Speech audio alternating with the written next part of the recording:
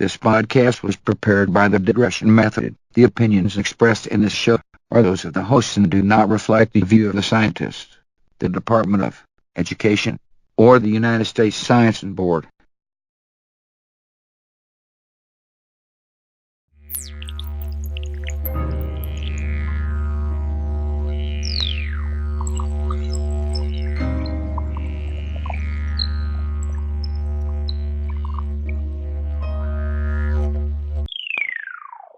From the outermost edges of space, with a destiny so strong. Get over how important you think you are in the scheme of the universe, and embrace the universe a little bit more. They're back, and this time, even funnier. Prepare to enter a zone where your mind could not follow the signs.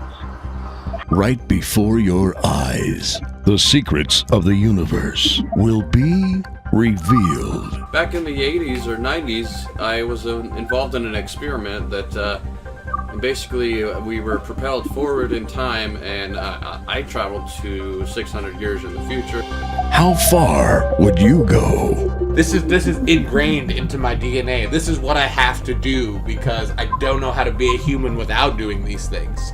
Viewer discretion is advised. Hey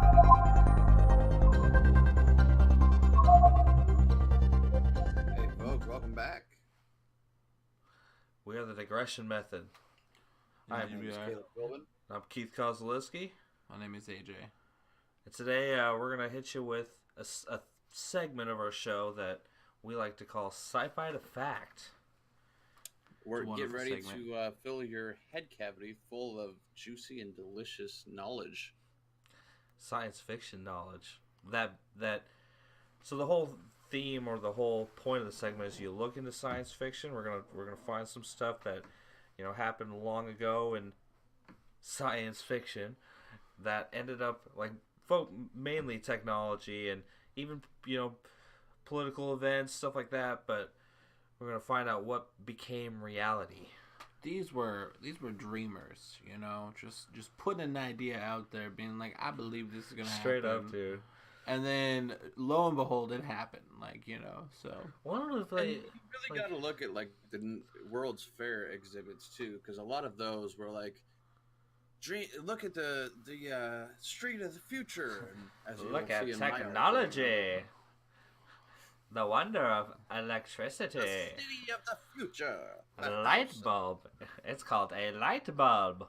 One day, all buildings will look oil. like the Seattle Space Needle. No fuel, but trusty carbon coal. Burn it. Yeah. But it's mainly they're dreamers. They were dreamers that were like, okay, I don't know about flying cars. I don't know about warp drives, but I think that in the future they're going to have a warp drive. And then just lo and behold, kabam. Now you got... No, we don't have warp drives. No. And it's, the point is, it's that if you can dream it, one day it may be possible. You can do it. Yeah. I wouldn't go as far as to say Back to the Future correctly predicted hoverboards or the Jaws 19 or whatever it was, but the Cubs did win, so there's something from Back to the Future lore. Yeah, they were able to. I wonder if they had to throw that out there because at some point, some point they're gonna win because they were on that huge drought. I know. I don't know a lot about them.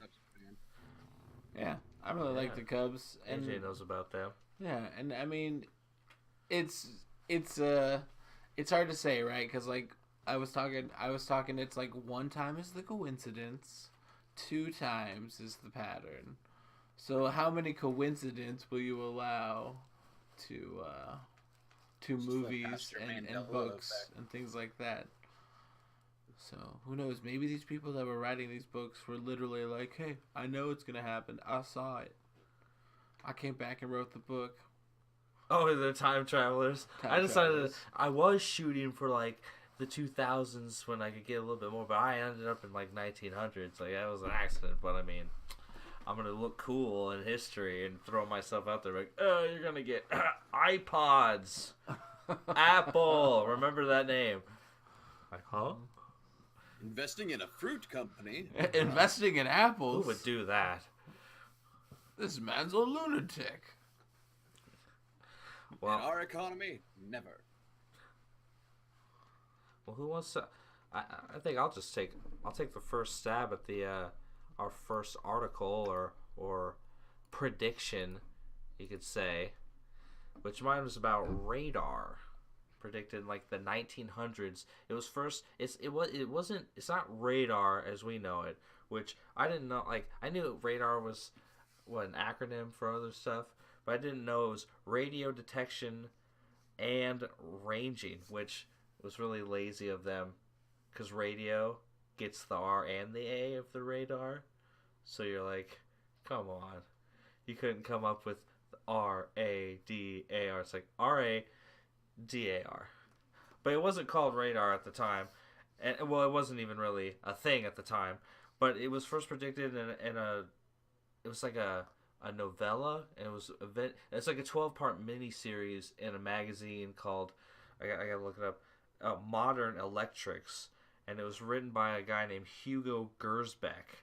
And Ralph, the thing is called Ralph 124C41 Plus, which when I looked it up is supposed to be Ralph 12. It's like 12 care for everyone or something. It was so strange. But in this story, this 12-part series that was in this magazine, written in like 1911, the guy came up with something called pulsating polarized ether wave, which I'm gonna read just a little bit of this or most of it. It's like from this book. It's like a pulsating polarized ether wave, if directed on a metal object, can be reflected in the same manner as a light ray reflected on a bright surface, manipulating the apparatus like a searchlight. So basically it's like talking about bouncing waves off of something and then reading the difference, which was the only difference is like a pulsating wave in the ether, which they're back in the day, space, the thing that they thought like, well, what medium is propagating light and gravity and other stuff in the universe, and they thought it was called the ether. So I mean, he was off by a little bit, but it was like, it was radar before radar was like coined as radar. Yeah. Which was like, nice, dude. That's a pretty solid, like, oh, well, I come up with this random technology that they're like, oh, hey. I don't know if that influenced the people that came up with radar, but yeah, that's just a really solid, prediction in quotes. Like, I saw that and I was like, that's awesome. It's like field tested. They're like, I did it, but I didn't know what to call it, and then you did it and you knew what to call it. So yeah, we did it and we're calling it. I will say that there have been strange Excuse me. things that have influenced scientific discoveries, such as, if I'm not mistaken, LSD was one of the things Steve Jobs was taking while he thought of the design for the iPhone. Oh man, it's the strangest things that just give you a random like insight, like, oh, try this in your mind, just on a different wavelength. With no buttons, man. You couldn't do just no buttons, yeah, man. Nah, dude. He's like, or he's just sitting. Well, what about one? He's not gonna sit man? there. Imagine on something like that, you're not just sitting there like, whoa, phone with no. But he's just like, oh, I've got it. And they're like, what? And then, no buttons.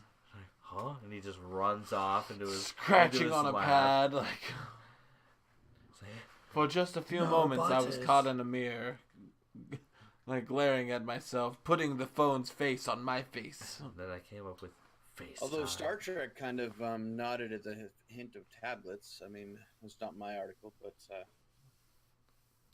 the data pads that they had. Yeah, they always had. I have a comic where it's like a Star Trek comic, and one of the guys is like trying to use the tablet. Probably Dr. McCoy or something. I think so. The comic that I have, I think it's from before, Picard or even Shatner's, like, I forget what, Kirk. Yeah, I think it was before Kirk did I? It might have been Pike in the comic, but he's like sitting there reading, and he's like trying to use it. He's like, "Damn it!" And he slams the thing on the ground, and then it starts working again. It's like, hey, they predicted that too. Just give it a good smack, and it might come back around. From the dawn of time until into the future, where we have not reached yet, we will always be smacking things to attempt to make them work. Just hello. Except for the Nintendo, that we just blew. Yeah, that we voluntarily hurt our carts. And it's like, I collect Nintendo games, like SNES games, and I know you're not supposed. That's a bad idea. You're putting spit particles on the ends of the little the contacts of the game, and so then you're messing it up even more. Every time though, I'm like, why won't it work? I pull it out, and then give it a shot. Open it up. I mean, it's that distinct sound too. It's like it's just, man. Yeah. That's to the end of time, you're gonna be smacking it, you're gonna be blowing on it, you're gonna be shaking it.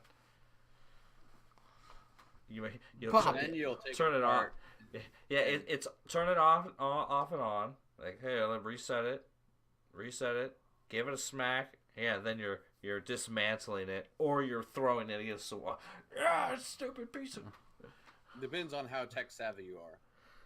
Man, See, I'm the type that takes things apart and is like, oh, well, this is probably why the soldering here looks a little burnt and crispy. I mean, that could definitely be what happened. Yeah, I would not be taking apart a Super Nintendo game. I'd end up messing it up.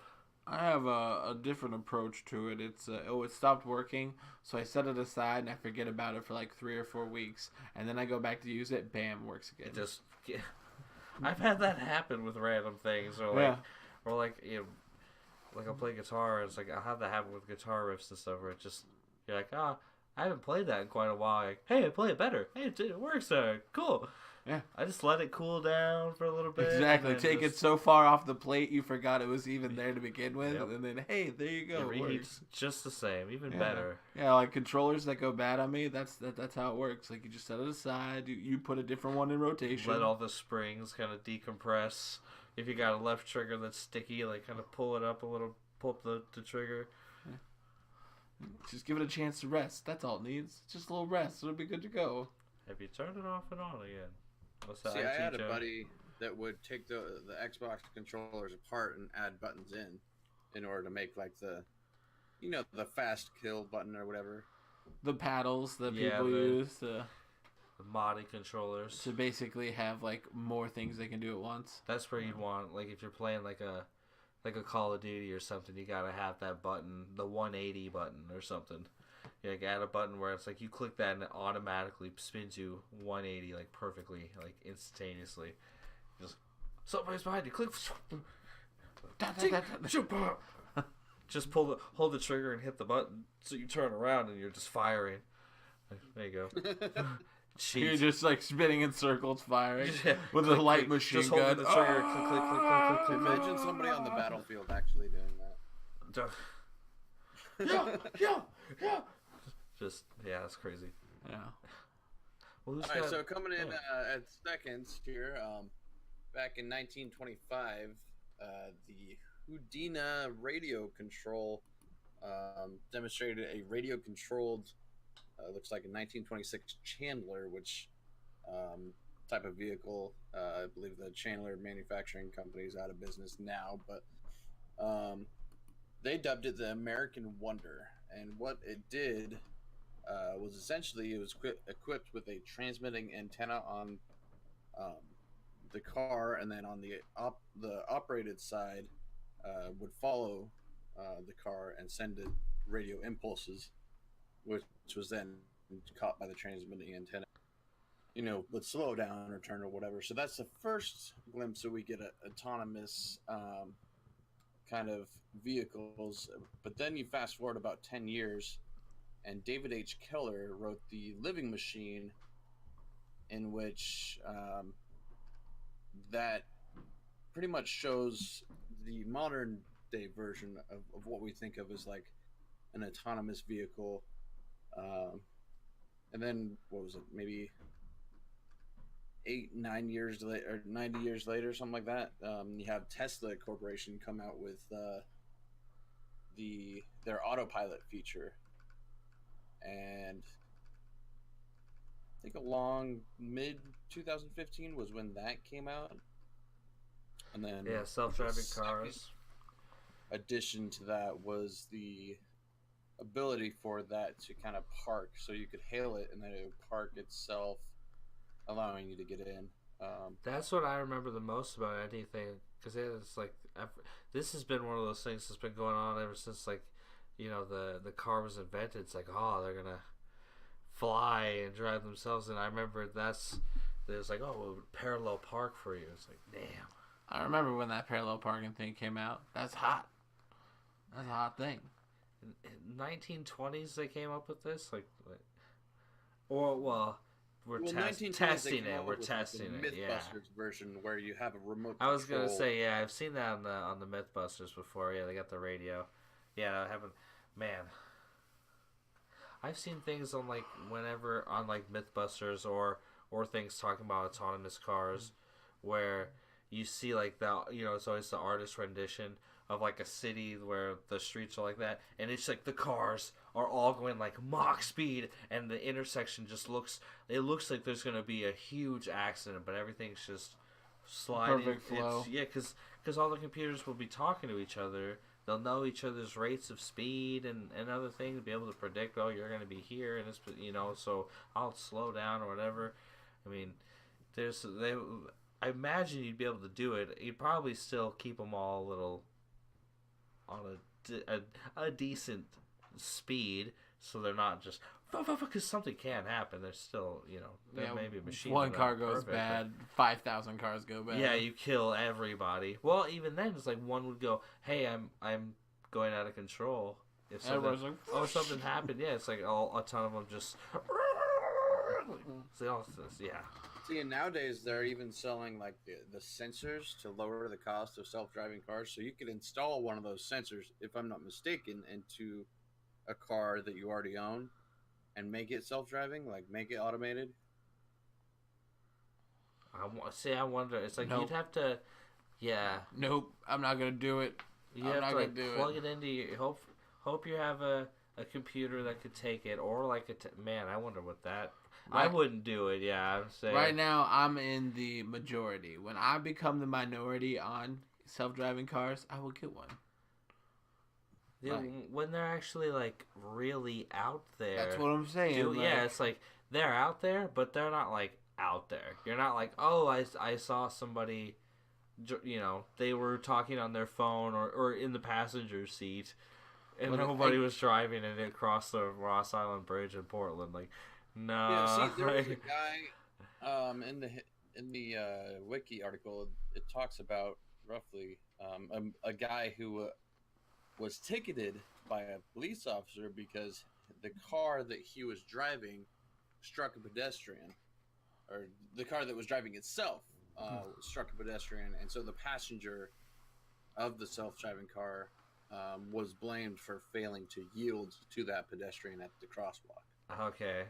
Well, I mean, to me that makes sense because it's like, well, your dog is an extension of you, so your self-driving car is an extension of you, unless it's like, a factory hardware error where you're like, because of them, I hit it. Yeah, it wasn't so much case by case basis. It wasn't so much that we ran over the pedestrian, just that as I was driving by, the car actually. George actor. My car doored her and then backed up over her and was peeling out. And I was going, "Stop it, please!" I was like, "Oh, whoa!" Well, I tried to unbuckle, but I was permanently locked there. You're through the radio, like doing like EVP, like you're going to watch. Officer, I'm actually glad that you came and got me because I didn't know how I was going to get out of there. It's actually quite amazing. Please protect the driver. Last March, there had been really no reported fatalities from self-driving cars. But in March of 2018, an Arizona pedestrian was hit and killed by an Uber self-driving car. Oh. See, I was gonna say, ouch. Oh, I've heard of that, and then that makes me think there was like a self-driving taxi that was like, oh, it was like the first day it went out, like, oh, we're gonna, first self-driving taxi got into an accident, had to be probably the most famous self-driving car that I think of is like the Google Street View cars. Those cars are what? The people that get the Google Street View, that's like a van with cameras on top. That's not a self-driving car, is it? So say what? I believe they have a version of it. Let me see here. That does drive itself. Imagine like they do. July 2015, Google announced that they would test vehicles with the driverless car project. It had been involved in 14 minor accidents since the project's inception in 2009. So as early as 2009, they were testing this. Wait, from 2009 to now, only 14 accidents? It was said that all of the accidents were caused by humans driving other cars, and 11 of them were rear-end collisions. Wow, I mean that's a good driving record. Even though I have 0 accidents, but that's still for an autonomous car. I'm gonna give it kudos for that one. Yeah, it just sucks. Just sucks that technology's not there. But like I said, since I still have an option, I'm gonna drive my car. But when I don't have an option, when basically all cars are self-driving, I'll let a car drive me. I have no problem with that. Yeah, it's something that I want so bad because we're all kind of based out of the Pacific Northwest, and I go through the Columbia River Gorge like all the time, and it's like I always think like it would be so nice if I could just turn the car on and go to sleep or read something or watch something, whatever. But then it's like, man, I wouldn't trust a car through the gorge. A self-driving car. It's like, no way, dude.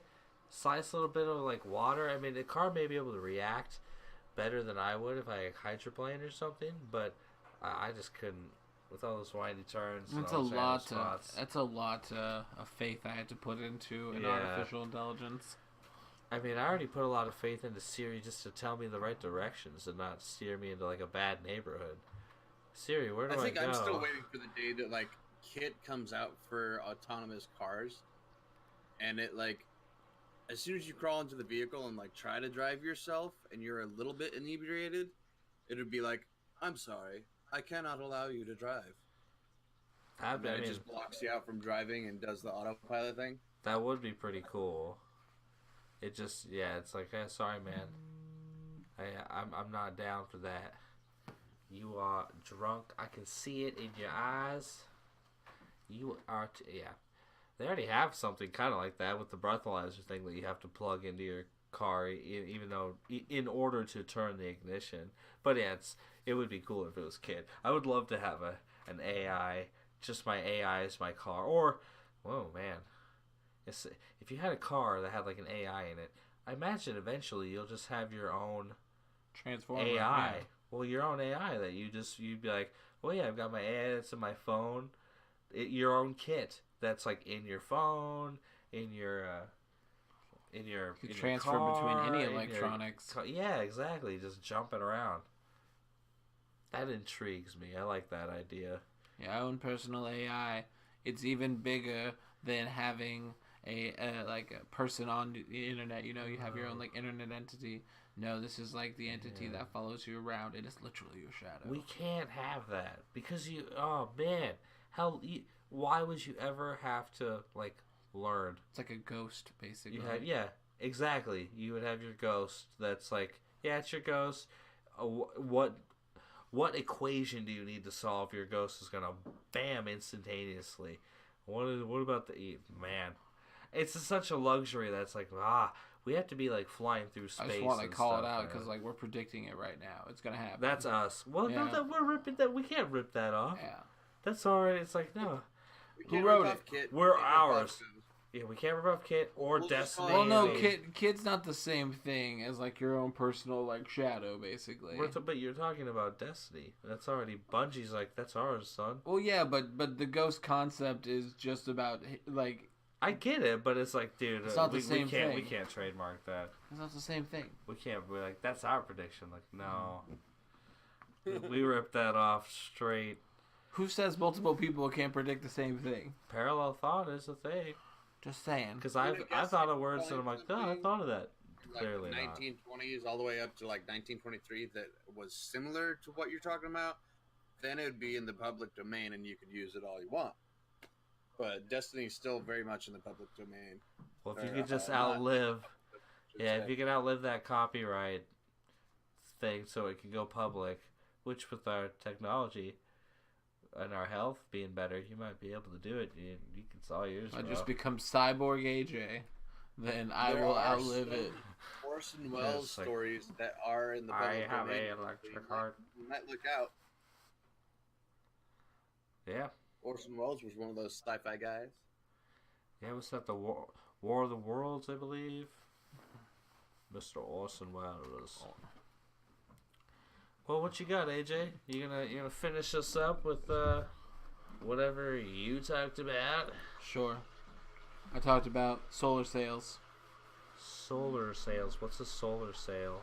It is a device that they would attach to satellites that would allow the radiation from the sun to be used to propel them through space. It actually propel. See, I've heard of them, but it's like I've always wondered. It's like, is it actually propulsion? It's like, yeah, it is. Yes. It's actually like kind of The radiation, when it hits the mirrors that are these solar sails, it creates enough like force between hitting it and bouncing it off to push it just a little bit. Wow. Because that's one thing. It's like people forget that there's a solar wind in every direction coming off of the sun because it's a nuclear explosion. So you've got a constant stream and there's harder currents and whatever. But wow, they're also known as light sails or photon sails. Okay. But they say it was talked about, the concept. Johannes Kepler talked about it like in the 1600s. Like that is true. But it was more directly addressed by the From the Earth to the Moon, published in 1865. And there's a quote here. It says, "There will someday appear velocities far greater than these of the planets and projectile, of which light or electricity will probably be the mechanical agent. We shall one day travel to the moon, the planets, and the stars." So they already talked even back then about traveling to the moon. But that's not what this. It's essentially about the idea that we'll travel by light. It's fine. I wonder if what I mentioned earlier with like my article where they talk about the ether. I wonder if that Kepler thought about it's like lights traveling through the I don't know, random my own personal digression. It's like light travels through the ether. I wonder if he thought about that, but that's awesome. Yeah. It was first formally used or designed in 1976 by the Jet Propulsion Laboratories for a proposed mission to rendezvous with Halley's Comet. No. That's crazy. In 1865, Mark Twain was a big fan of Halley's Comet. He said that he had a prediction of his own in his own lifetime that since he came in with Halley's Comet, or the year that it passed by, he would be going out or dying around the same time Halley's Comet was coming back by. Well, did he? Close enough, actually. It was impressive. Damn.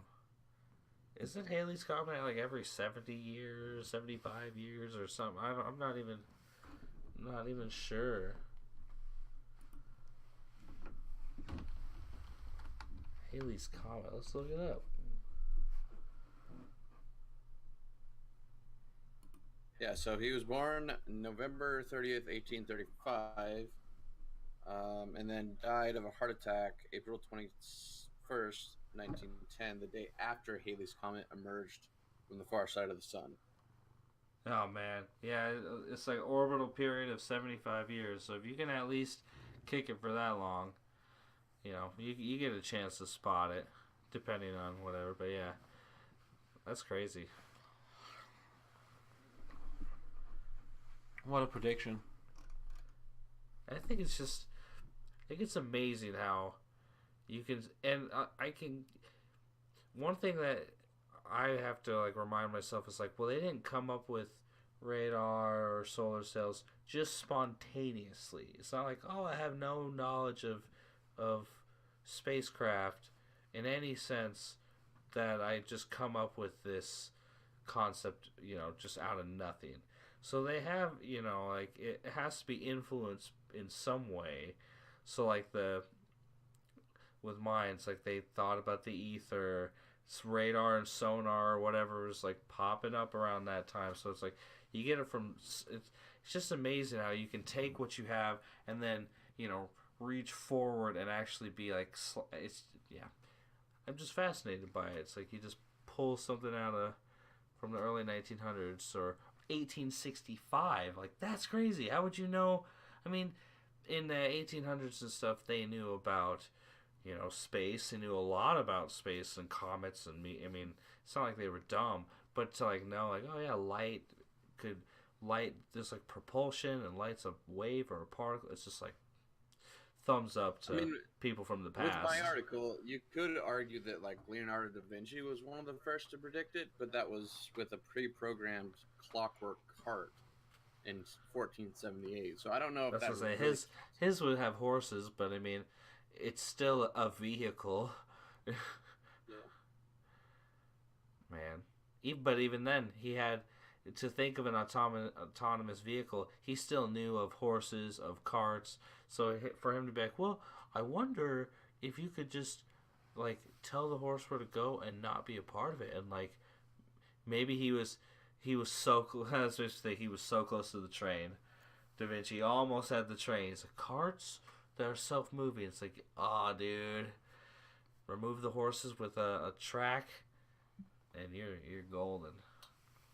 But he would have to have an engine, and humans would be the engine. Humans. Homo sapien. Is that what it is? Humans, yes. They are. I was joking with not even joking. I was talking with one of my coworkers, and we were just like, "Oh man, their ingenuity is crazy. They're so crafty." And I was like, "Well, yeah, obviously, because we wouldn't be in this, building with air conditioning and like have fryers or register. I mean, it's like, you wouldn't be talking into a mic. It's like somebody was like, you know what? I don't want to live in nature anymore.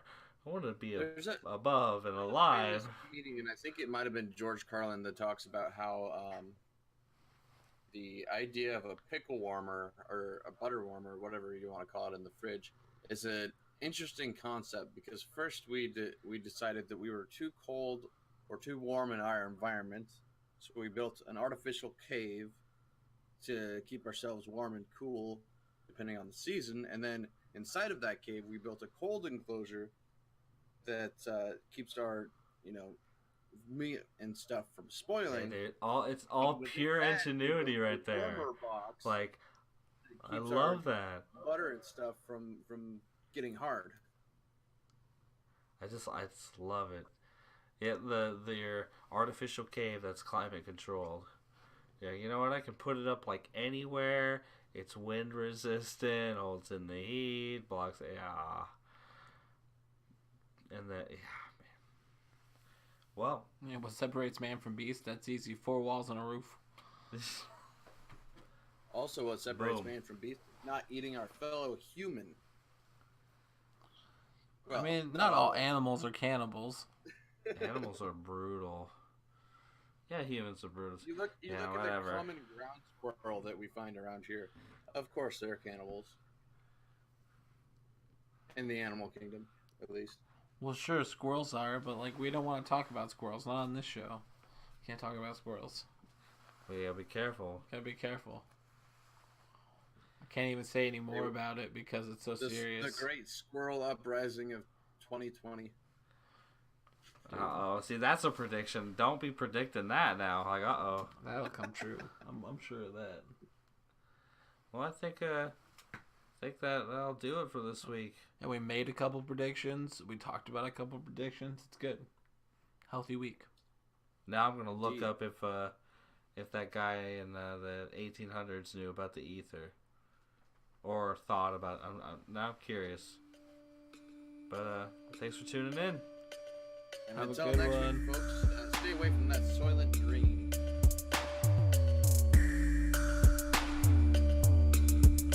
Hey everybody, you can contact us at thedigressionmethod@gmail.com, soundcloud.com/thedigressionmethod, facebook.com/digressionmethod, patreon.com/digressionmethod, twitter.com/digression541, YouTube, Google Play, and iTunes, The Digression Method.